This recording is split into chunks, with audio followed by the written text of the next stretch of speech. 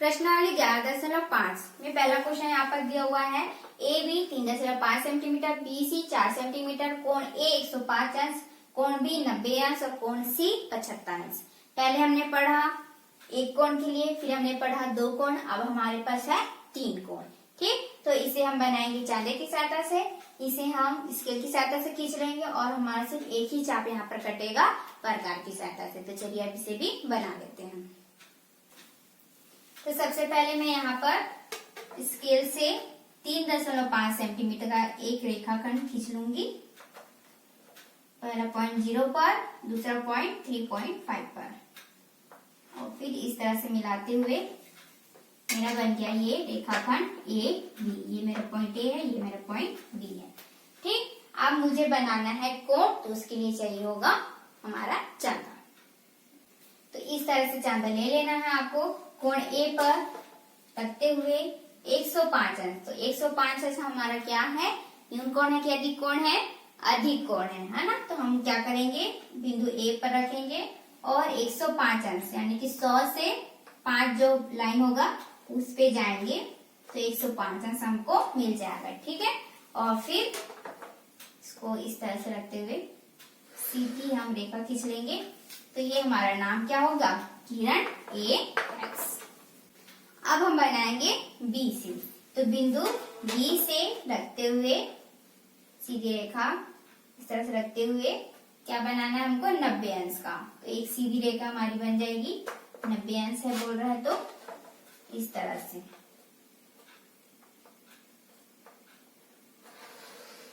इस तरह से हमारी सीधी रेखा हो गई। ठीक, कहाँ से, बिंदु बी से। ये हमारा हो गया 90 अंश का और ये हमने बनाया था 105 अंश का। इसे नाम दे देंगे किरण B1। अब बचा हमारा सी कोण। तो सी कोण के लिए हमारे पास तो सी पॉइंट है ही नहीं, तो इसके लिए आपको यहाँ पर कोण नहीं बनाना है। सबसे पहले क्या करना पड़ेगा, चाप काटना पड़ेगा। BC बोला है 4 सेंटीमीटर का। ठीक, यहीं पर आपको थोड़ा सा ध्यान देना है कि आपको सी पॉइंट तो है ही नहीं, तो सी पॉइंट के लिए आप कोण नहीं बना सकते। उसके लिए आपको पहले चाप काटना होगा। ठीक, तो चाप हम काटेंगे प्रकार से। तो हमको BC बोला है 4 सेंटीमीटर, तो B पॉइंट पर रखकर ये मैंने 4 सेंटीमीटर ले लिया है। ठीक है, और B से रखकर इस तरह से चाप काटेंगे 4 सेंटीमीटर का। ठीक, मेरा 4 सेंटीमीटर हो गया।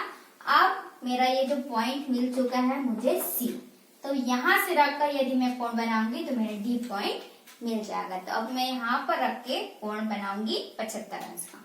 ठीक, तो इस तरह से आपको चांदा लेना है। अब आपका कोण इस तरह से, तो देखिए यदि मैं ऊपर रखूंगी तो कोण मुझे ऊपर नहीं बनाना, मुझे इस जो किरण बना है AX उस पर करना चाहिए, इसलिए मैं पॉइंट को ऐसे रखूंगी।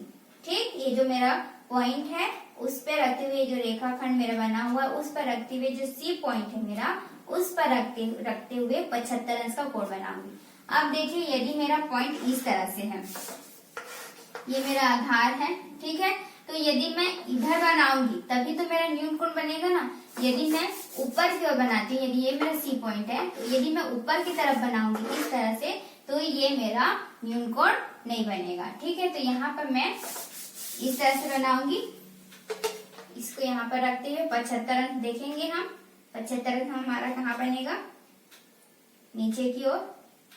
देखिए यहाँ से 10 स्टार्ट है, तो 75 मेरा ऊपर बनेगा यहाँ पर। ठीक, ये मेरा पॉइंट बना था 75 अंश का और इस पे मैं मिला दूंगी इस तरह से। तो ये जो पॉइंट मेरा मिलेगा इसको आप नाम दे दीजिएगा Z, और ये हो गया मेरा पॉइंट D।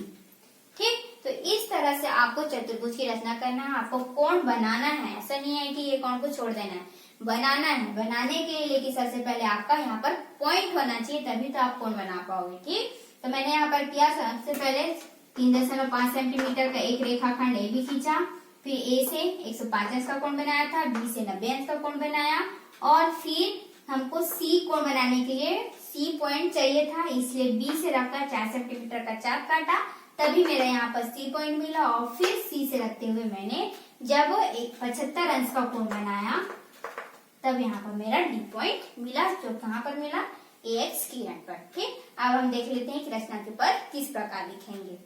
तो चलिए स्टार्ट करते रचना के पास। पहला पॉइंट हम क्या लिखेंगे, सर्वप्रथम 3.5 सेंटीमीटर का एक रेखाखंड, 3.5 सेंटीमीटर का एक रेखाखंड ए बी खींचा। सेकंड पॉइंट क्या हो जाएगा, बिंदु ए से, किससे बनाए थे हम, चांदे से बनाए थे, तो चांदे की सहायता से 105 अंश का कोण बनाया जिसे किरण ए एक्स नाम दिया। ठीक है, ये लिखना नहीं भूलेंगे, किरण ए एक्स नाम दिया।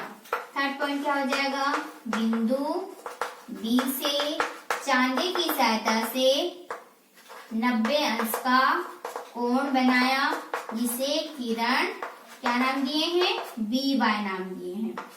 चौथा पॉइंट क्या हो जाएगा, बिंदु बी से, है ना, बी से प्रकार की सहायता से कितना काटे हैं, 4 सेंटीमीटर का एक चाप काटा जो किरण बी वाई को काटती है या फिर बी वाई पर मिलती है।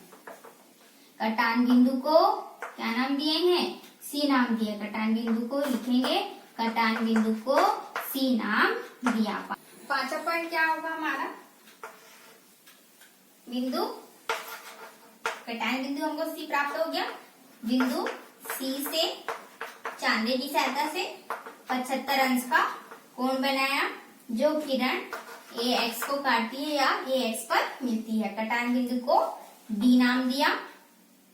फिर हमने क्या किया, इस तरह से देखो यहाँ पर हमने मिलाया नहीं है, देखो यहाँ पर ये बन गया है, ये बना हुआ था, यहाँ से हमने बनाया, तो इस तरह से हमने मिलाया कहीं नहीं है, इसलिए एक्स्ट्रा नहीं लिखेंगे कि इस प्रकार यहाँ पर ये मिला रहे हैं, ऐसा कुछ भी नहीं लिखना। ठीक है, सीधा यहाँ पर आ जाएगा, कटान बिंदु को डी नाम दिया। इस प्रकार अभिष्ट चतुर्भुज ABCD प्राप्त हुआ। प्रश्नावली 11.6 में यहाँ पर मैंने 3rd नंबर का क्वेश्चन लिया हुआ है। इसमें हमको बनाना है समचतुर्भुज EFGH जिसमें विकर्ण हमको दिया है, पहला विकर्ण दिया है EG 7 सेंटीमीटर और दूसरा विकर्ण हमको दिया है FH 8.4 सेंटीमीटर। ठीक है, यहाँ पर हमको इस तरह से EFGH समचतुर्भुज की रचना करना है। ठीक, तो समचतुर्भुज आप जानते ही होंगे कि जिसकी चारों भुजा बराबर होती है उसकी हम समचतुर्भुज कहते हैं। तो यहाँ पर हमको दिया है विकर्ण, तो हमको विकर्ण ही पहले खींचना पड़ेगा। ठीक, तो यहाँ पर हम खींचेंगे विकर्ण EG 7 सेंटीमीटर का, इस तरह से यहाँ पर रखते हुए इस तरह से आप 7 सेंटीमीटर का एक विकर्ण खींच लोगे। ठीक, विकर्ण का नाम क्या है,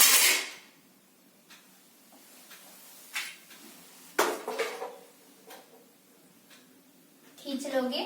विकर्ण का नाम क्या है हमारा, EG 7 सेंटीमीटर का है ये हमारा। इसके बाद अब हम करेंगे, यहाँ पर समद्विभाजित करना पड़ेगा इस लाइन को। ठीक है, ये जो है वो सबसे डिफरेंट है, अभी तक हमने जितना भी पढ़ा है उसमें ऐसा क्वेश्चन आपने नहीं पढ़ा होगा, ये थोड़ा अलग टाइप का है, इसको आपको अलग तरीके से बनाना है। ठीक, तो जो हम यहाँ पर खींचे हैं, जो रेखाखंड खींचे हैं उसका हम क्या करेंगे, सबसे पहले समद्विभाजित करेंगे। तो समद्विभाजित हम किस प्रकार करते हैं, यहाँ पर हम इस तरह से हम लेंगे, प्रकार को E पॉइंट पर रखेंगे या आप G पॉइंट पर भी रख सकते हो। इस रेखाखंड जो है उसका आधे से ज्यादा नाप लेंगे, आधे से ज्यादा नाप लेंगे और इसको ऊपर और नीचे चाप काटेंगे इस तरह से। ठीक, और फिर G पॉइंट पर रखकर ये प्रकार को हिलाना नहीं है माप को, उसी माप का फिर ऊपर और नीचे इस तरह से चाप काट देंगे और ये जो पॉइंट हमको मिला है उसमें हम सीधी रेखा खींच देंगे। तो इस तरह से आपको स्केल लेना है और इसको मिलाते हुए, जो पॉइंट आपको मिला है उसको मिलाते हुए एक डैश डैश के फॉर्म में खींच सकते हैं या आप सीधी रेखा भी इस तरह से खींच सकते हैं। ठीक, इस तरह से हमारा ये जो मिला है X और Y हुआ। ठीक, ये हमारा विकर्ण हो गया। देखो जैसे चतुर्भुज क्या होता है, इस तरह से रहता है, ये एक विकर्ण, ये एक विकर्ण, यही होता है कि नहीं, 2 विकर्ण। तो यहाँ पर हमारा पास 2 विकर्ण है, तो इसी को ही देखते हुए हमको बनाना है। ठीक, तो यहाँ पर हमारा पहला विकर्ण तो हमने पहले खींच लिया था, दूसरा विकर्ण अब हमारा बच गया है। तो दूसरा विकर्ण हमारा है F और H। तो F और H तो हमारे पास है नहीं, तो यहाँ पर हम क्या करेंगे, ये जो पॉइंट हमको मिला है, ये पॉइंट से ये केंद्र बिंदु हो गया, ठीक है हमारा। इस पॉइंट से रखकर 8.4 बोला है। तो जो विकर्ण होता है, एक सीधा विकर्ण होता है, इस पॉइंट से इस पॉइंट तक पूरा विकर्ण होता है। ये हो गया मान लो 8.4 सेंटीमीटर का। तो हमको इधर भी बनाना है, इधर, क्योंकि ये कट गया है ना दूसरे विकर्ण से, जो 7 सेंटीमीटर है उस विकर्ण से कट गया है, ठीक है। ये पूरा ये जो 7 सेंटीमीटर का विकर्ण था ये वाला, ठीक, ये कट गया है। तो हम इस तरह से प्रकार ले लेंगे और लंब समद्विभाजित करते हैं। तो इस रेखा जो रेखाखंड हम खींचते हैं उसका आधे से ज्यादा नाप लेते हैं, ठीक है। इस तरह से प्रकार को फैलाएंगे और आधे से ज्यादा नाप लेते हुए एक ऊपर की ओर, आधे से ज्यादा नाप लेते हुए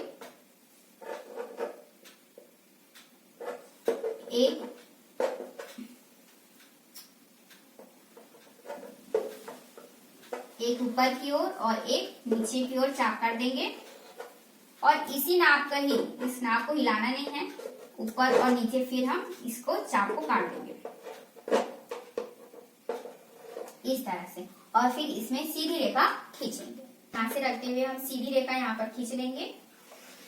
तो ये देखिए हमारा ये लंब समद्विभाजित हो गया है। लंब समद्विभाजित का मतलब है कि इसको दो भागों में बांटना, विभाजित करना। तो ये हमारा हो गया x और ये हो गया y, ठीक। इस तरह से हमने लंब समद्विभाजित कर दिया। तो अब हम क्या करेंगे, यहाँ पर हमारा हमको बनाना है विकर्ण 8.4। ये जो मैंने रेखाखंड खींचा है, रेखा जो मैंने खींचा है वो 8.4 का होना चाहिए। उसके लिए हमको क्या करना पड़ेगा, यहाँ पर जो मेरा केंद्र बिंदु मिला है ओ पॉइंट है ना, उससे 8.4, जैसे कि मैंने बताया कि ये क्या हो रहा है, एक दूसरे को काटती है।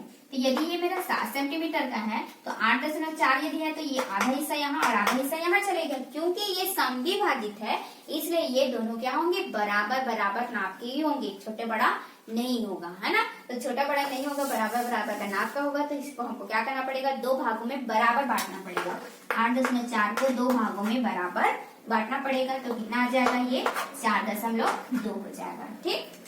तो हमको ऊपर और नीचे 4.2 करना। तो इसके से इस तरह से नहीं करना है, हमको प्रकार के ही सहायता से चाप काटना है, ठीक। तो इस तरह से मैंने 4.2 यहाँ पर नाप लिया है। आपका जो केंद्र बिंदु O है उससे ऊपर और नीचे इस तरह से आपको दिख रहा होगा। यहाँ मैंने ऊपर की ओर काटा है और यहाँ मैंने नीचे। ये 4.2 का आपका होना चाहिए क्योंकि आपको 8.4 बोला है। तो ये आपको पॉइंट मिल गया F और ये हो गया H, ठीक। और फिर अब हम क्या करेंगे, जो जो पॉइंट मिला है उसको हम मिला देंगे। सबसे पहले हम मिला देते हैं E से H को इस तरह से, फिर H और G, C और F और E और F। तो इस तरह से हमारा समचतुर्भुज बन गया है। समचतुर्भुज क्या होता है, जिसकी चारों भुजाएं बराबर होती है।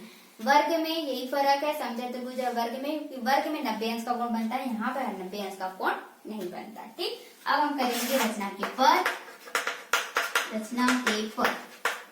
पहला पॉइंट क्या हो जाएगा, सर्वप्रथम 7 सेंटीमीटर का एक रेखाखंड EG खींचा, EG का लंब समद्विभाजित किया, ठीक है। दूसरा पॉइंट क्या हो जाएगा, EG का लंब समद्विभाजित खींचा, ठीक। तो कटान विधि हमको क्या प्राप्त हुआ, O प्राप्त हुआ, ठीक। थर्ड पॉइंट क्या हो जाएगा,